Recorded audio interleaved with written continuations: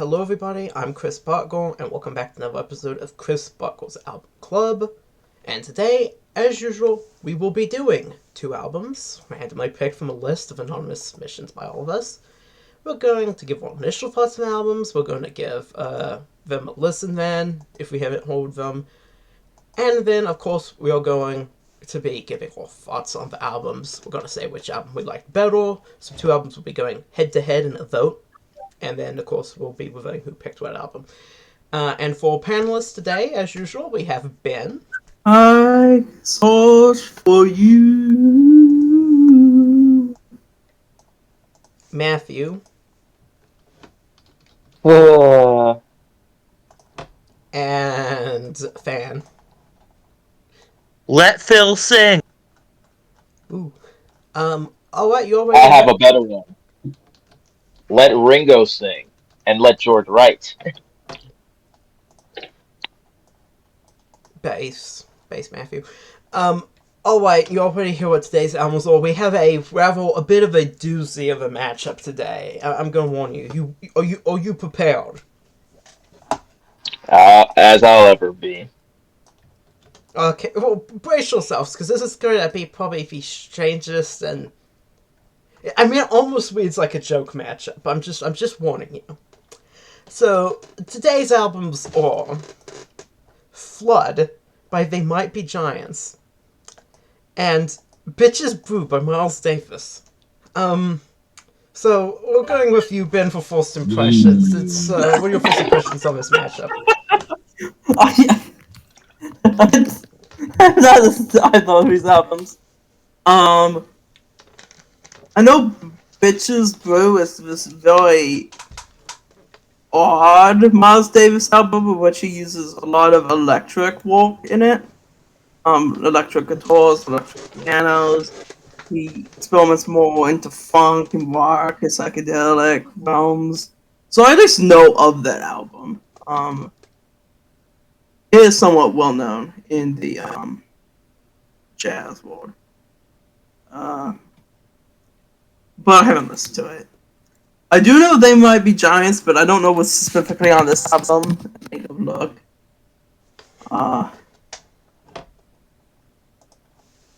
Old House in Your Soul. Oh, and Istanbul. I know that song. Istanbul. Which apparently is a cover of a song from 1953. Okay. Which I guess is the appropriate year to make a song about that. Considering that was 500 years after that. Actually, Istanbul only got renamed Istanbul in the 1920s. That's not. Yeah, I know that. But the Turks took it over in 1453. So the song is from 1953. But obviously, the Might Be Giants cover is more famous. And I thought it was the original. So I have heard a couple songs off of this. They're all kind of silly, as They Might Be Giants usually is. Yeah, as you said earlier, I don't even know how to compare these albums. I haven't listened to them, but it seems like it will be a very difficult matchup to have a comparison in. But I do think both of these albums are going to be so weird that it will be very entertaining. Alright, Matthew. I am very well acquainted with the album, otherwise known as Bitches Brew. Miles Davis is one of my favorite music people, so I'm going to re-listen to that. As for Flood by They May Be Giants, I've heard probably one of these songs from the album before, and I'm looking forward to listening to the rest of the album. Fan. For They Might Be Giants, this definitely has the two most famous songs on this record. Of course, the kind of a weird alt-rock kind of oddball band, which is always cool. I'm always a fan of that, so I'm into listen to this. As for the Bitches Brew, I literally have like a 200 plus page book about that album alone in my room. So I am gladly acquainted with it. Well, that's it, guys. We're outclassed. Alright, well, as for me, I'm going to list every one of these albums. I do know kind of some of these songs from Flood by They Might Be Giants. I just think it's hilarious we're doing They Might Be Giants versus Miles Davis on the album club. It's just one of our strangest pairings. Like, how do you even begin to approach that? And I guess we'll find out the answer to that once we've listened to these albums. So, I suppose that's what we're going to do now. We're going to go listen to these albums, and we will be right back with our thoughts on them.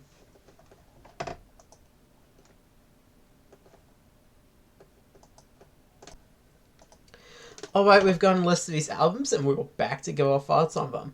The first album was Flood by They Might Be Giants, and as usual, we're going to start with you, Ben, and then walk away for everyone else. Ben, what were your thoughts on this album? Oh, I really enjoyed this album. I mean, it's not very serious, but we already knew that going in. But for like a college rock album, They Might Be Giants is kind of like a serial cousin of something like OEM. This was pretty good. I already knew the songs, as I said, Istanbul. I also already knew Protocol Man. Well, the other single, Boardhouse in Your Soul, was pretty good. It's about a nightlife, which is very funny. I thought that the song We Wanna Rock was pretty good. I thought the song Someone Keeps Moving My Chair about like a grouchy Mr. Horrible was pretty funny too. So I thought all three of these songs, both songs plus the two songs I mentioned, Protocol Man and Unstable, which I already knew. All those songs stood out to me, both silly. I see why they ended up getting stuck as children's music, even though they're not actually children's music on this. This is different college rock. But it's not. I mean, there's a couple places where it comes closer to something that's a little bit not like a children's music. Your Racist Friend. Like, it's not a children's song. Or, there was one song, I'm blanking out on the name of it. Well, he's like, I forgot which one he's supposed to say. Ben, wake up. Yeah, no, I'm thinking it's a Westling. Yeah, Westling in the Dog. I'd like to poison your mind. Something like a woman came up to me and said, "I'd like to poison your mind. With wrong ideas that appeal to you, though I am not unkind." That also has like a weird singing in it. Those aren't really children's songs, but nothing in here is obscene. So I see why. I'm gonna have to conform this. Was it Animaniacs that this stuff got played on? Yes, that's correct. No, wait. I don't think. Wait, is that correct? No, I think it's Tiny Toons. So I'm losing my mind. Well, I don't know. I'm not a '90s kid. It is Tiny Toons Adventures. Yes. I can't. I see why people pick it up by that. Never seen either one of them, but there was kind of something kind of Looney Tunes-y about this music. So yeah, but it's extremely creative in my opinion. It has lots of weird things and is, I think, a standout piece of this kind of weird, wordy, eccentric college rock. Alright, Matthew, it's your turn. You know the drill. I actually really enjoyed this album. I listened to this album with little to no expectations, but honestly, I had a great time listening to this album. My personal favorite song from this album is "Your Racist Friend," which is honestly a very relatable uh, sentiment of you're having a good time and someone you know basically emboldens your bigoted friend and it ruins the mood of everything. Especially nowadays, it just ruins the fun. All the songs are like really good. They're funny. They're I just had a really great time with this album. And recommend it enough. All right, fan. Yeah, it's a very fun album. You know, I mean, it's definitely got a lot of. I don't think there was a bad song on it. This is definitely the most popular record. This is the breakthrough, from what I can understand. This is the one that really kind of put him on the top level of alternative rock before Nirvana came in. Because a lot of really cool alt rock before Nirvana. Look it up. There's a lot of it. But they're definitely one of like the top 5 names of that 80s alt rock, college rock thing. And these guys, I mean, this album proves just how cool they are. Like I said, a lot of great songs. Birdhouse in Your Soul, Istanbul, I knew very well before this. Just, I mean, like, everyone's talking about Ulysses, and very fun. If that's never happened to you, that either means you don't have any friends that have been to a party, or that you are the racist friend, and you have to take a long look in the mirror.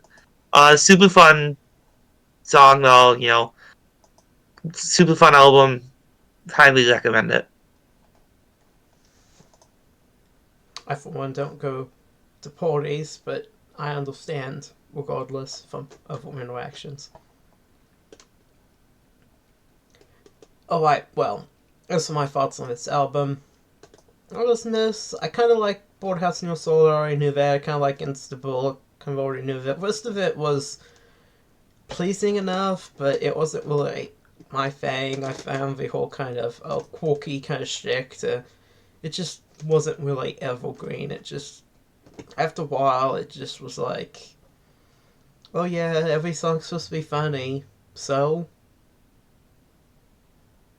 it's just, in this type of style, just isn't really my favorite either. I mean, it kind of sounds like Ram, but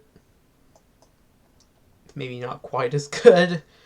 But I mean, I didn't hate any of these songs. I didn't really love any of these songs either. It was just kind of like there. I mean, it was just sort of there. Like, I imagine going into like a antique store here like 20 years from now, and it's like ran by millennials, and this is the music they're playing. Well, that's about all I have to say. It's just, it was what it was. It just didn't stand out that much to me. Alright, the next album was Bitches Brew, hopefully I'm allowed to say that, by Miles Davis. And once again, back to the top, we're going to you, Ben. What were your thoughts on this album? I think I'd be better to let Fan start, actually. Alright, we are going I to agree. Fan. Fan, what were your thoughts on Bitches Brew by Miles Davis? You guys want me to start? Okay. I mean, I could talk for hours about this album. I mean, this is, I'd say, by far the most important album we've done on the show, at least since I've been here. I mean, this album completely changed pretty much the face of music. I mean, certainly not just jazz, but rock music, funk music, all of that stuff. So entwined with this album. So, fun fact: this album was recorded about the first date of recording was about 23 hours after the end of Woodstock, 2 hours south, which is really cool because this album obviously has some ties with that.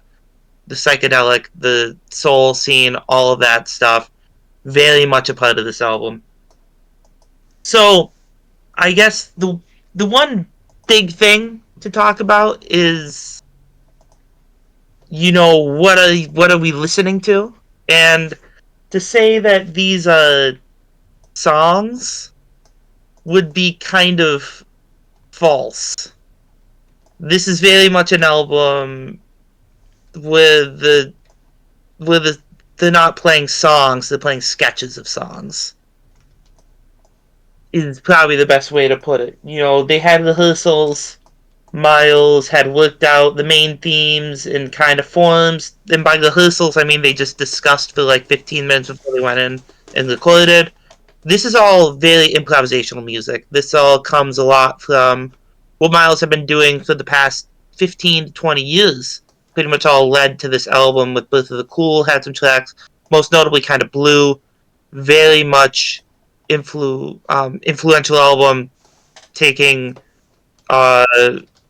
concepts of songs and instead of playing tunes, playing melodies, playing and all the changes, just playing, playing over one chord.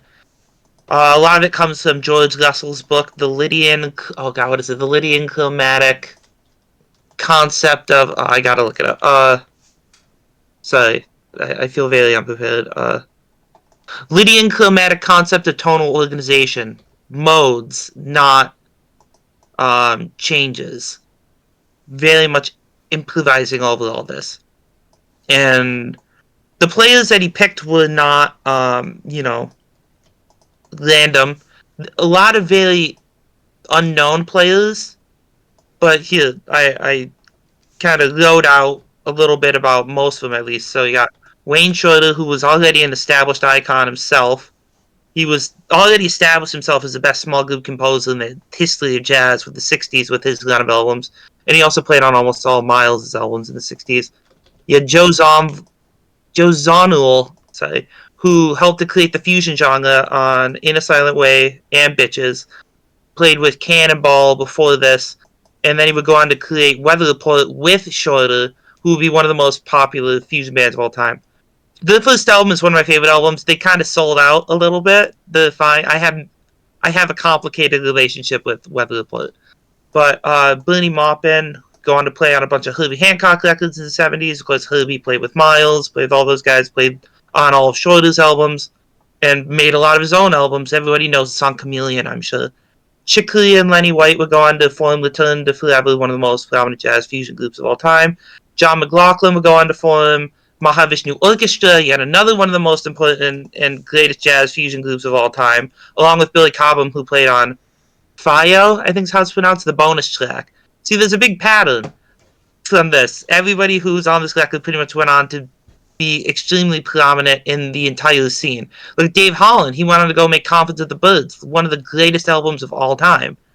Jack DeJohnette played with almost every big name in jazz. Keith Jarrett, who's actually supposed to be on this record, Pat Metheny, Joe Henderson, John Schofield. List goes on and on and on.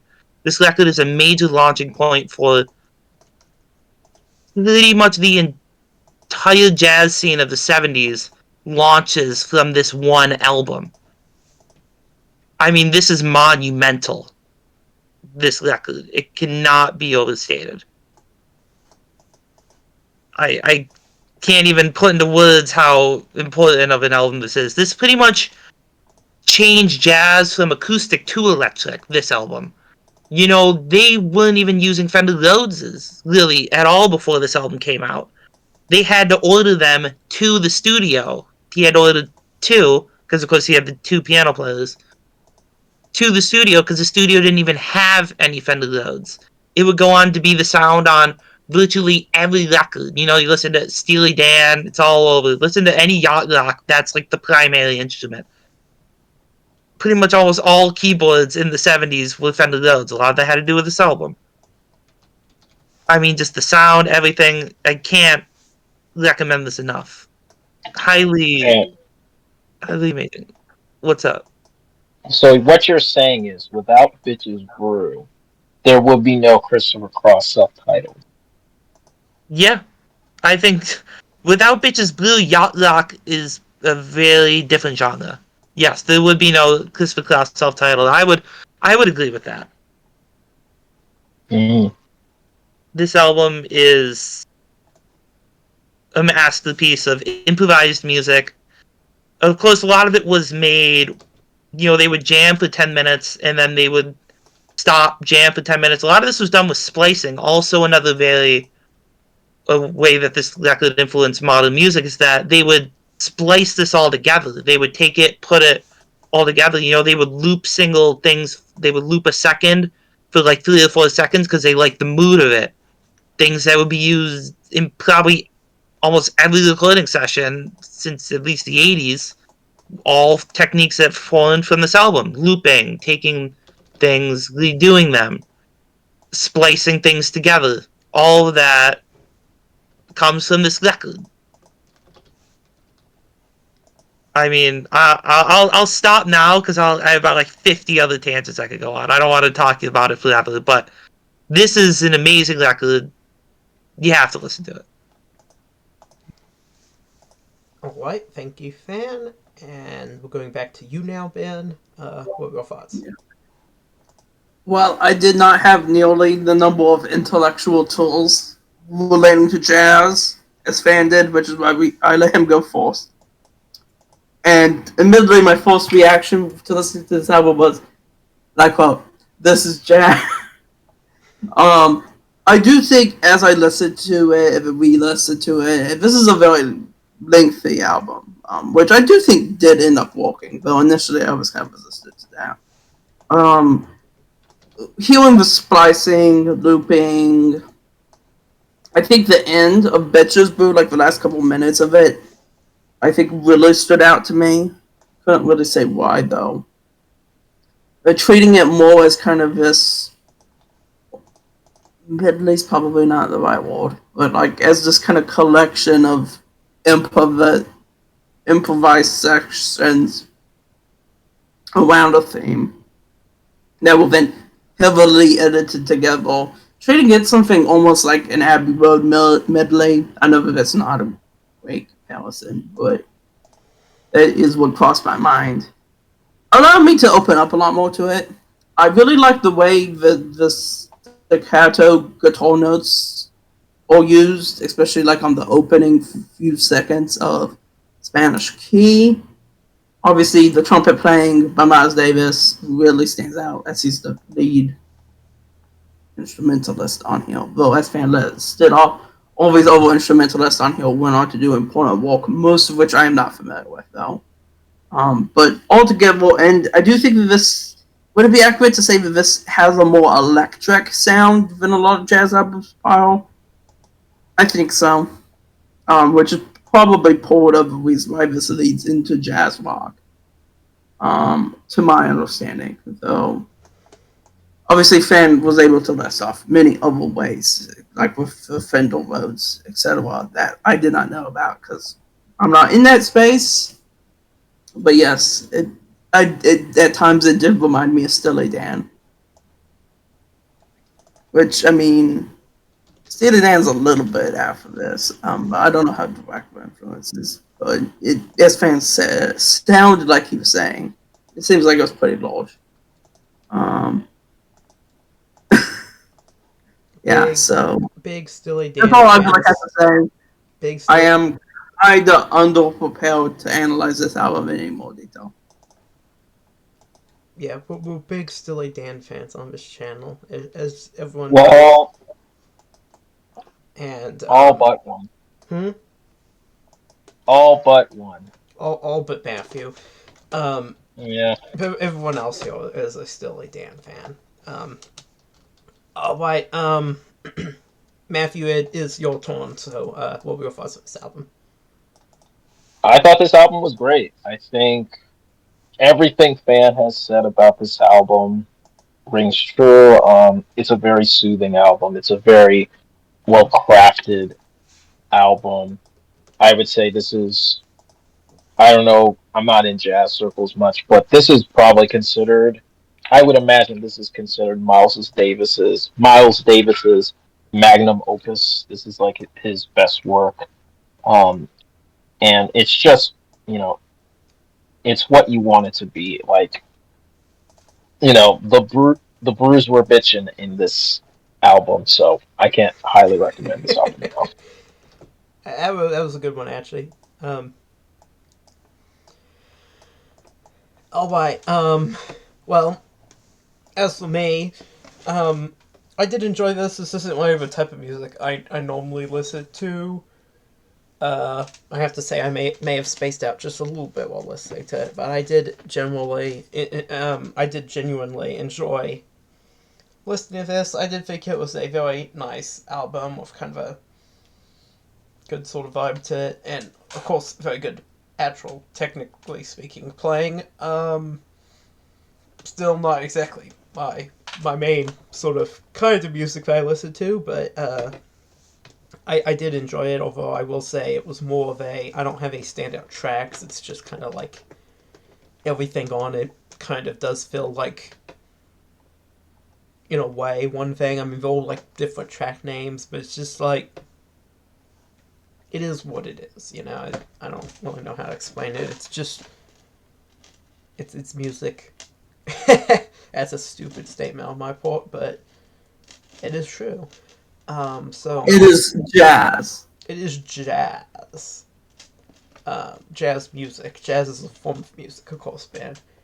Bet you didn't know that, but no, I liked it. I liked it quite a bit. So, not one of my favorite albums of all time, but I did like it.